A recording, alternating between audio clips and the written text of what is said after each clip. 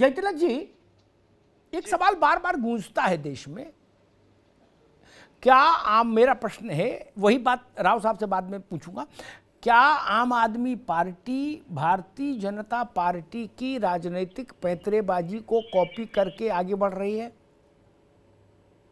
उसमें थोड़ा बहुत तो समय के अनुकूल चेंजेस हो ही जाते हैं, लेकिन मूल जो पैंतरा है, जो मूल स्टाइल ऑफ फंक्शनिंग है, वो भाजपा से सीखी है उसने। अरविंद जयतिलक जी।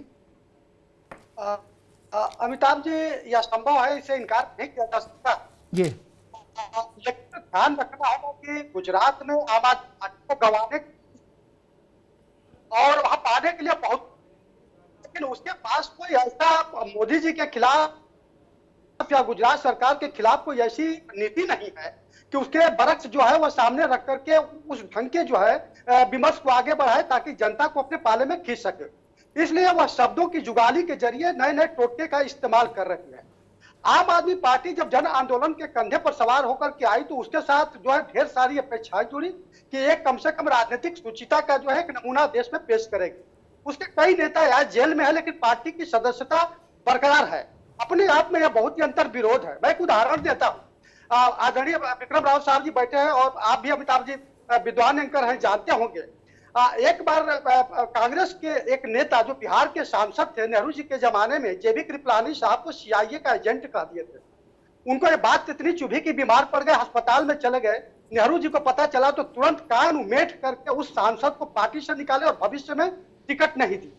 क्या यह राजनीतिक सुचिता हुई ना? आप ये तो बात करिए कि परवेश वर्मा ने तो अरविंद केजरीवाल को आतंकवादी तक कह दिया था। आप बीच में बहस कम से कम मोहम्मद तकी, अभी रुकिए मोहम्मद तकी का भी आवाज रखिए अभी। जयतिलक जी जी जी जी जी। हाँ, मैं अवतार जी ये कह रहा हूँ कि अगर आप जो है जिस जन आंदोलन के कंधे पर सवार होकर के आए, यानी कि आपके लिए सत्ता सब कुछ है, आपके लिए कोई राजनीतिक मान मर्यादा या नैतिकता का, देखिए नैतिकता के उच्च आदर्शों का परखाजनक कभी खत्म नहीं होता है, चाहे वह 60 का दशक हो या 2021 का हो। हर आपके देश का जो है इसको परखता है। और अरविंद केजरीवाल जी जो दोहरे आचरण के साथ जिस तरह से ठीक अपनी लड़ाई जयतिलक जी, ठीक यही प्रश्न मैं राव साहब के पास ले चलूंगा। उनके पास हम लोगों से बहुत ज्यादा अनुभव है। राव साहब, क्या भारतीय जनता पार्टी की स्टाइल ऑफ फंक्शनिंग जो है, राजनीति करने की जो शैली है, उसको कॉपी पेस्ट कर रही है आम आदमी पार्टी, या उसको इनहेल करके उसने अपनी लाइन लेंथ तय की है कि जिजिया नचिए तो नचिए हम है, जैसे जिठानी वैसे देवरानी, बोले आ जाओ मैदान में। भाजपा का नमूना तो पेश हुआ सारी पार्टियों के सामने, और आप अगर इस्तेमाल करती है उस उदाहरण को तो कोई बुरी बात नहीं है। आप लोग सीखते हैं, कांग्रेस पार्टी सीखते हैं। अब मैं आपको फिर बताऊं, मेरे राय में एक रिपोर्टर के नाते मैं आपसे कह रहा हूँ भाई, उदाहरण और अनुभव सबसे बेहतर सबूत और प्रमाण होते हैं। अलकापुरी एक जगह है गुजरात के बड़ौदा में, उद्योग नगरी में। वहां एक कांग्रेसी उम्मीदवार ने कहा कि तुमको लोग पैसा देंगे, इनको वोट मत देना। मैंने लिखा अपनी टाइम्स ऑफ इंडिया की रिपोर्ट में कि कांग्रेस पार्टी के बेड़ा गर्क हो गया। क्यों? अलकापुरी के में वो लोग रहते हैं जो केंद्रीय मंत्रियों को तनख्वाह भेजते हैं हर महीने। इतने करोड़पति खरबपति लोग हैं जो सहारा पार्टी को पैसा देते हैं। उनसे आप कहेंगे कि आपको कांग्रेस पार्टी पैसा देगी, बिकना मत। और वो कमबख्त जो खरीदते वो बिकेंगे वो लोग, और हार गई। मैं बता रहा हूँ आपको, गुजरात में ये बड़ी संवेदनशील बात है। एक गलत शब्द गया तो माजरा पलट जाता है। नहीं राव साहब, एक प्रश्न है मेरा। राव साहब, एक प्रश्न है, जीत हार छोड़िए, मान लीजिए क्या गुजरात बिहार नहीं है, गुजरात राजस्थान मध्य प्रदेश उत्तर प्रदेश भी नहीं है क्या? गुजरात तो गुजरात है, वहां तो तरलता है बड़ी। मान लीजिए कुछ भी दखल बढ़ गई आम आदमी पार्टी की, तो उतना तो है कि भाई देश के उतने बड़े औद्योगिक राज्य में आपकी एक से हो जाएगी, तो उसके 20 फायदे हैं। देश भर के जितने बड़े उद्योगपति हैं सब गुजरात में ही हैं, तो वहां रामा श्यामा हो जाएगी तो उसका लाभ नहीं मिलेगा राव साहब। अब ये तो आपका अनुमान है जी। लेकिन मुझे लगता है जिस प्रकार अभियान चल रहा है, कांग्रेस का थोड़ा संतुलित है, लेकिन आप पार्टी का जो उच्छृंखल हो गया है, इससे नुकसान हो गया। पहली बात तो इनके मान साहब के प्रकट होने से ही तुरंत वोट कटेंगे कि ये आदमी हवाई जहाज में और गुरुद्वारा में क्या कर चुका है। ये बातें छिपती नहीं है, आदमी के पहुंचने के पहले उसकी जो रेपुटेशन है, ख्याति है, पहुंच जाती है उस जगह। तो सारा गुजरात जानता है। अभी जो आपने जिक्र किया पानी जहाज हवाई जहाज वाली, ये बात पहुंच चुकी है वहां। क्यों नहीं अरविंद केजरीवाल सावधानी बरतते हैं और नहीं भेजते उस आदमी को, दूसरे को भेजे जो संयम वाले हैं, जो गुरुद्वारे में जाते हैं, जो धार्मिक है, वो जाएंगे, ज्यादा असर पड़ेगा। बजाय इसके कि ऐसे आदमी का भेज रहे हैं, भले ही वो मुख्यमंत्री हो, लेकिन क्या उसका योगदान होगा?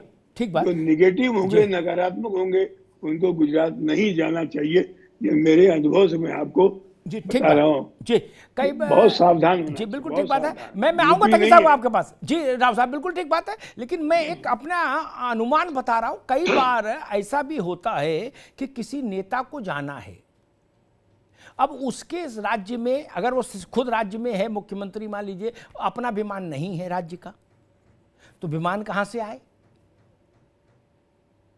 विमान का एक प्रोटोकॉल है, कागज का तो पेट भरना ही पड़ेगा। मोहम्मद तकी के लिए तो विमान नहीं जाएगा, तो मान को बैठा लिया, बोले भाई तू भी बैठ, चल अहमदाबाद होके आते हैं। तो 50 लाख बचा, 80 लाख बचा। यह भी होता है, कोई मैं नई बात नहीं बता रहा, सामान्य रूप से होता है। उसको सरकारी विजिट बनाना पड़ेगा ना। मैंने कुछ बिल देखे थे 38-38 लाख के, जो पंजाब से पे हुए हैं। वो मान को ले जाके ही पे हो सकते हैं। मनीष सिसोदिया और अरविंद केजरीवाल के जाने से पंजाब पे का पेमेंट नहीं हो पाएगा, फंस जाएगा, मुकदमा हो जाएगा। है एक ही माया, लेकिन ऐसा चल नहीं सकता कि सत्येंद्र जैन के लिए जहाज थोड़े पंजाब से जा सकता। उसमें पंजाब के मुख्यमंत्री को बैठना पड़ेगा।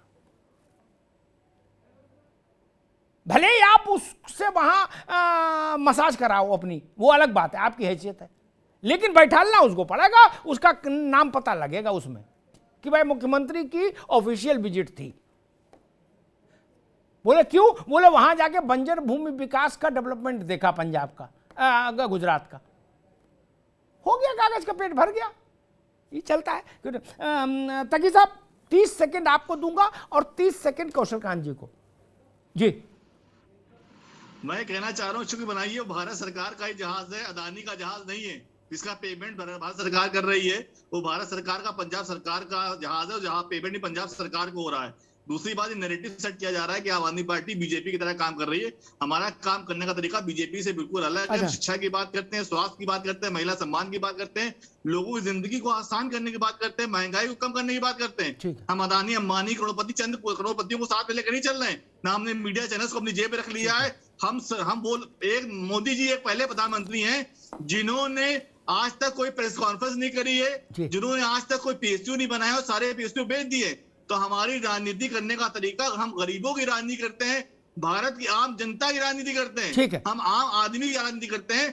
हम ये बड़े बड़े लोगों की, करोड़पति लोगों की राजनीति नहीं करते। और जहाज में अगर वो जा रहे हैं तो भारत सरकार को, पंजाब सरकार को पेमेंट हो रहा है, अदानी अंबानी को नहीं हो रहा है। और प्रधानमंत्री जो विदेशी यात्राओं अपने साथ लोगों को ले गए थे, उसका ब्यूरो नहीं दे पाए। ठीक, अब आगे बात है। 30 सेकंड रुक जाओ, वो कौशल कांत बोलेंगे। कौशल कांत जी वो कह रहे हैं कि भाई अडानी अंबानी को तो जहाज नहीं ले जा रहे, पंजाब सरकार का ले जा रहे हैं, इसलिए मान को बैठालना पड़ेगा। भाई बिना दूल्हे के तो बारात नहीं जाएगी, भले उसमें फूफा की चले, लेकिन दूल्हा को बराए नाम घोड़े पे तो बैठालना पड़ेगा नहीं। अमिताभ जी, हम करते हैं विकास की राजनीति, और विकास की राजनीति शुरू होती है। आज देखिए जिस तरह से 80 करोड़ लोगों को अनाज दिया जा रहा है, उसके अलावा लोगों को घर दिए गए, घरों में बिजली दी गई, 9 करोड़ लोगों को चूल्हे दिए गए, 11 करोड़ लोगों को इज्जत घर दिए गए। ये राजनीति अभी तक नहीं देखी होगी। आप याद रखिए, जब मोदी जी जब आए थे तो उन्होंने स्वच्छता का अभियान चलाया था। 70 सालों बाद किसी राजनीतिक दल में इस तरह का सामाजिक कॉल किया था। और हमारा वादा है, हम करते हैं राजनीति सबका साथ, सबका विकास, सबका प्रयास और सबके विश्वास की। और आम आदमी पार्टी राजनीति करती है ये वाली, जरा इसको इनलार्ज करके दिखाइए। तुष्टीकरण की राजनीति, ये कोई फेक फोटो नहीं है, एएनआई का ट्वीट किया हुआ फोटो है। तो कल को तकी साहब ये बोलेंगे कि ये फेक है, तो ये एएनआई का ट्वीट किया हुआ फोटो है। ये करते हैं तुष्टीकरण की राजनीति, ये क्या करते हैं, मौलवियों की तनख्वाह बढ़ाते हैं, और ये क्या करते हैं, हम करते हैं इकोनॉमी साइज को 5वें नंबर पे लाते हैं, ऑटो को 4थे नंबर पे लाते हैं, इलेक्ट्रिक जनरेशन में 3रे नंबर पे आते हैं, स्टील प्रोडक्शन में 2रे नंबर। अरे छोड़ो स्टील प्रोडक्शन चुनाव में भैया, ठीक है, आ गई बात दादा, आ गई त्रिपाठी जी 30 सेकेंड आपके लिए, तीनों पार्टियों को थोड़ा सेकेंड प्लीज। जी धन्यवाद अमिताभ जी। जी सिर्फ यही कहूंगा कि जिस तरह की राजनीति झूठ की भारतीय जनता पार्टी कर रही है, और आपने जो दोनों क्वेश्चन पूछे थे बड़े चिंतकों से और उन्होंने जवाब भी दिए, लेकिन मैं खुल के कह रहा हूं कि यही राजनीति हो रही है और इसी को आज देश की जनता समझने लगी है, और इसका पहला परिणाम गुजरात से आने वाला है। हर डेटा झूठा होता है, भारतीय जनता पार्टी झूठ की पार्टी है। और 30 सेकंड में उसमें भी आप भाई फिर जाओ, अब अभी रुकना होगा सारे मित्रों को।